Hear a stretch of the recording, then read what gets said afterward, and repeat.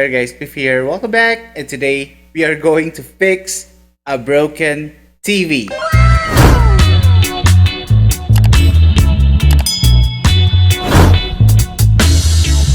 Electronics are getting cheaper each day. Gadgets, computers, and even TVs. At the time of this recording, LED TVs can be bought for only a couple of thousand pesos, just like this one. And a high-end TV just like my new Coca 50-inch 4K cost way less than most known brands. Thank you, China. Now here's the thing. Not all China brands have low-quality products. In fact, they cater to every market class available. They are oftentimes more progressive because of their open source mentality, meaning they copy good features from other products and integrate them to their own, making a hybrid product not available in the Western world, where patent lawsuits are the top priority. Unfortunately for us, most middlemen, business or product distributors tend to find the cheapest tolerable items available from China and then distribute them to other countries like us, maximizing their profits. At the end of the day, most of us get a cheap, very low quality unit with substandard features. On the bright side, important thing is that we learn from those mistakes and eventually get acquainted with these quality brands. Now back to the TV. Unlike the old CRTs where the lifespan can get up to 15 years or so, the LCD or LED TV can only get up to 4 to 6 years. And why? This is truly a mind-boggling question. But these new flat screens are designed to be that way. And you can blame the manufacturers for that. Cheap or expensive brands alike. I even knew someone who owned a pricey Samsung TV and it lasted for only a year. But who knows? There might be more improvements soon. LCDs and LEDs may surpass the life expectancy of flat CRTs. But for now, we have to deal with it. Later in this video, I will give you some tips on how to make your flat screen TVs live a little longer. So stay tuned.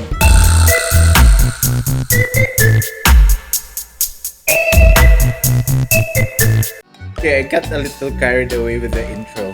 Before we start disassembling, let's prepare our tools and remember safety precautions. This is very important. In this tutorial, we will need first, screwdriver or screwdrivers. Standard or precision or both. It depends on your need. Number 2, prying tools. You can use a flathead screwdriver if you don't have any, but I still recommend these. Number 3, voltmeter. This is really not necessary if your problem is just like mine, but just to be sure, it's good to have one. Number 4, this is also very important, LED tester. Actually, there are a lot of DIY videos about LED testers that you can find online, but I find this more convenient and hassle-free. The last one, the 5th, soldering supplies.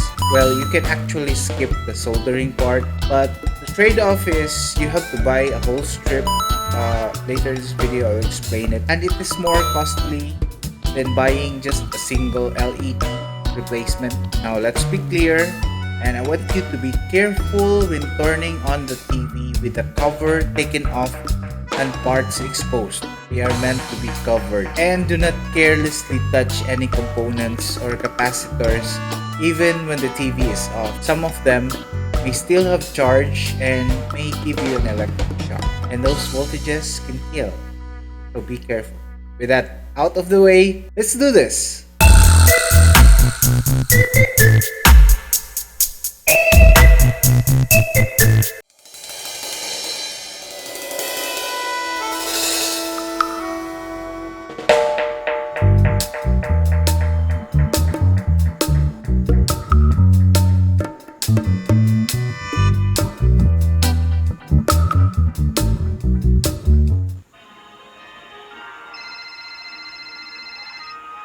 Naku, paano ba to? Sasagutin ko ba? Hello? Sino to? Hello, si Edwin to? Si Angel ba yung kausap mo? Wala si Angel. Umalis. Tawag ka na lang uli. Sino ba tong kausap ko? Ganda ng boses mo eh.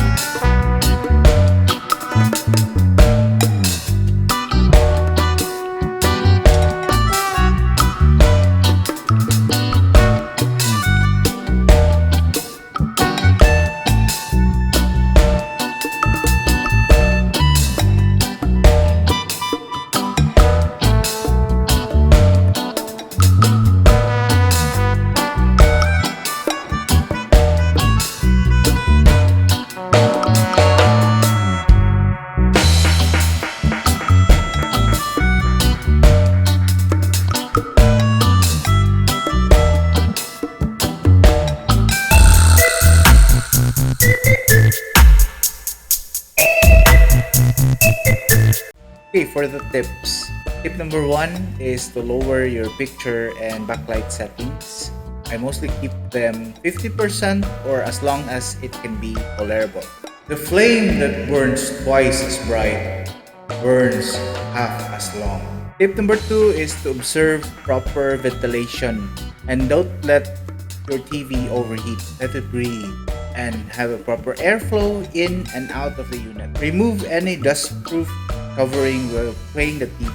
Tip number 3 is to use a voltage regulator.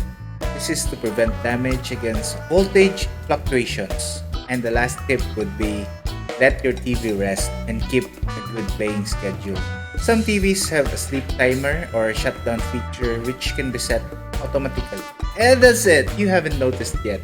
I'm still also a newbie technician, and in fact this is my first time fixing a TV. Well, I find it very easy to do and I'm pretty sure you can also do it. Let me know in the comments your thoughts about this video.